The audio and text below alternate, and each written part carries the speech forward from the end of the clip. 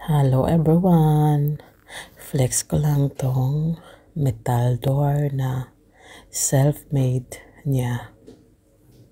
Siya mismo ang gumawa niya, nagplano, lahat-lahat. Siya nagporma, ayan. Ginawa namin yan dahil sa protection na rin sa kitchen door kasi may balkon at nasa baba kami. So, napag-isipan namin na gawa ng metal door for safety. Ganyan lang.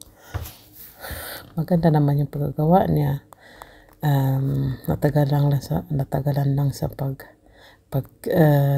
pag-adjust. Ang daming dapat i-adjust kaya hindi siya basta-basta na perfecto agad, but he did it very well.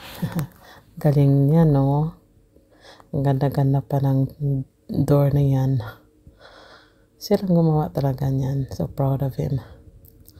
Galing sa paggagawa niyan. Siya lang marunong talagang nagpagplano niyan. Yan yung mga star na yan.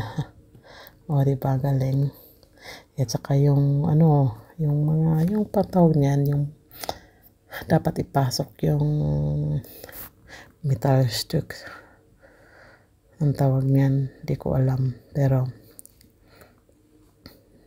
he did it very nice. Yan lang. Thanks for watching. Bye!